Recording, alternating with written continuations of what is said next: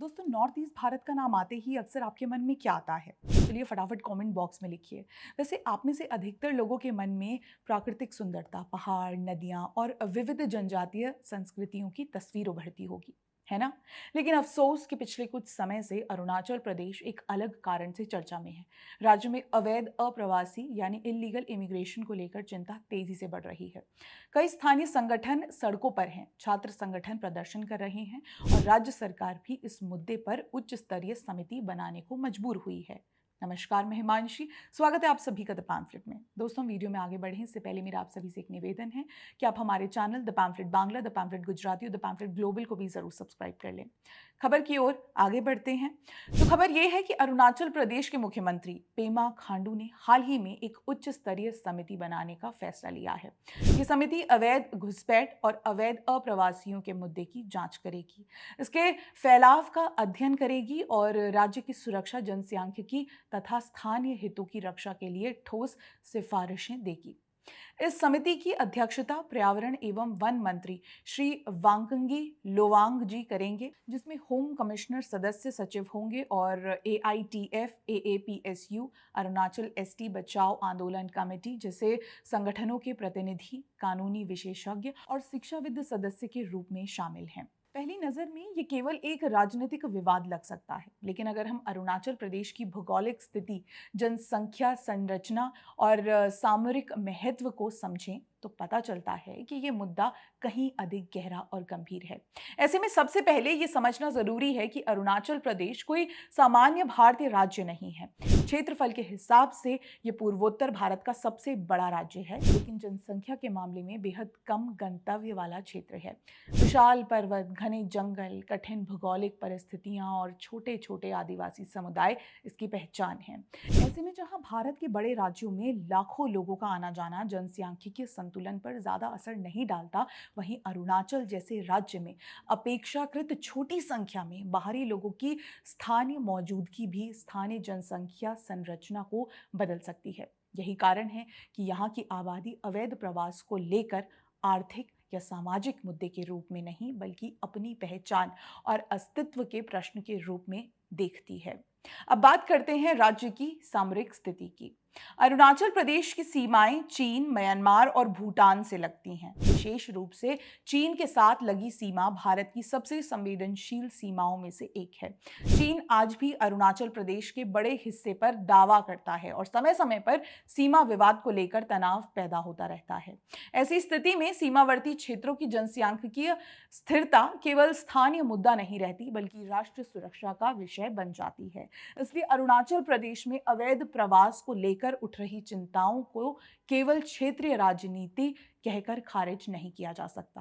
पिछले कुछ वर्षों में केंद्र सरकार ने अरुणाचल प्रदेश में सड़कों, पुलों, सुरंगों और अन्य इंफ्रास्ट्रक्चर परियोजनाओं पर बड़े पैमाने पर निवेश किया है। ये राज्य और देश दोनों के लिए सकारात्मक बदलाव है, लेकिन विकास अपने साथ कुछ नई चुनौतियां भी लेकर आता है। इन परियोजनाओं में काम करने के लिए बड़ी संख्या में मजदूर और कर्मचारी देश के विभिन्न हिस्सों से आते हैं। अधिकांश लोग वापस लौट जाते हैं, लेकिन स्थानीय संगठनों का आरोप है कि कुछ लोग यहीं बसने की कोशिश करते हैं। जब हजारों लोगों का लगातार आवागमन हो और निगरानी व्यवस्था पर्याप्त मजबूत न हो, तो वैध और अवैध निवासियों के बीच अंतर करना कठिन हो जाता है। यही वजह है कि कई संगठन ILP यानी इनर लाइन परमिट व्यवस्था को और सख्त बनाने की मांग कर रहे हैं।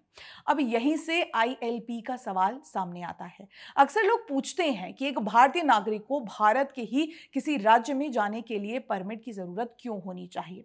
लेकिन अरुणाचल प्रदेश की परिस्थितियां उत्तर प्रदेश, बिहार या महाराष्ट्र जैसी नहीं है। ILP का उद्देश्य किसी भारतीय नागरिक को रोकना नहीं, बल्कि राज्य में आने जाने वाले का रिकॉर्ड रखना और स्थानीय संस्कृति, भूमि तथा संसाधनों की रक्षा करना है। यही वजह है कि स्थानीय समाज इसे अपने सुरक्षा कवच के रूप में देखता है।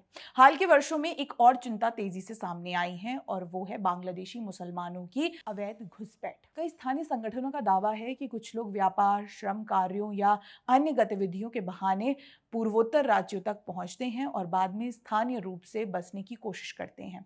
स्थानीय स्तर पर अवैध धार्मिक ढांचों के निर्माण को लेकर भी आरोप लगाए गए हैं। इन दावों की पुष्टि और जांच प्रशासनिक एजेंसियों का काम है, लेकिन ये स्पष्ट है कि स्थानीय समाज के एक वर्ग में इसे लेकर गहरी चिंता मौजूद है। राज्य सरकार द्वारा कुछ अवैध संरचनाओं के खिलाफ कार्रवाई की घोषणा भी इसी पृष्ठभूमि में हुई है। अरुणाचल प्रदेश के कई लोग मानते हैं कि यदि समय रहते निगरानी व्यवस्था मजबूत नहीं की गई तो भविष्य में उनके राज्य को भी ऐसी चुनौतियों का सामना करना पड़ सकता है। यही वजह है कि वो अभी से सतर्कता बरतने की बात कर रहे हैं।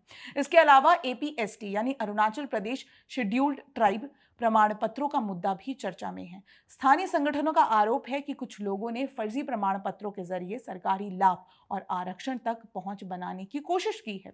यदि ऐसा होता है तो इसका सीधा असर स्थानीय समुदायों के अधिकारों और अवसरों पर पड़ सकता है। यही कारण है कि एपीएसटी प्रमाण पत्रों की दोबारा जांच की मांग भी जोर पकड़ रही है। हालांकि इस पूरे मुद्दे पर चर्चा करते समय संतुलन बनाए रखना भी जरूरी है। किसी भी लोकतांत्रिक व्यवस्था में अवैध अप्रवासियों का प्रश्न कानून और दस्तावेजों के आधार पर तय होना चाहिए, न कि किसी व्यक्ति की धार्मिक पहचान के आधार पर। जो लोग कानूनी रूप से राज्य में रह रहे हैं और सभी नियमों का पालन कर रहे हैं, उनके अधिकारों का सम्मान होना चाहिए। वहीं जो लोग अवैध रूप से प्रवेश करते हैं या नियमों का उल्लंघन करते हैं, उनके खिलाफ कानून के अनुसार कार्रवाई होनी चाहिए। अंततः अरुणाचल प्रदेश में अवैध अप्रवासियों को लेकर उठ रही आवाज केवल एक राज्य की चिंता नहीं है, ये राष्ट्र सुरक्षा, सांस्कृतिक संरक्षण और जनसांख्यिकी संतुलन से जुड़ा प्रश्न है। अरुणाचल प्रदेश की जनता विकास का विरोध नहीं कर रही, बल्कि ये कह रही है कि विकास स्थानीय समाज की कीमत पर नहीं होना चाहिए। वो चाहते हैं कि राज्य की पहचान सुरक्षित रहे, सीमाएं सुरक्षित रहें और भविष्य की पीढ़ियां अपनी सांस्कृतिक विरासत के साथ आगे बढ़ सके। यही कारण है कि आज अरुणाचल प्रदेश में अवैध अप्रवासियों का मुद्दा केवल एक राजनीतिक नारा नहीं, बल्कि अस्तित्व, सुरक्षा और पहचान से जुड़ा हुआ प्रश्न बन चुका है। कैसा लगा आपको हमारा ये वीडियो? कमेंट सेक्शन में जरूर बताएं। वीडियो आपको पसंद आया हो तो इसे लाइक, कमेंट, शेयर करना ना भूलें। मिलते हैं अगले वीडियो में। नमस्कार।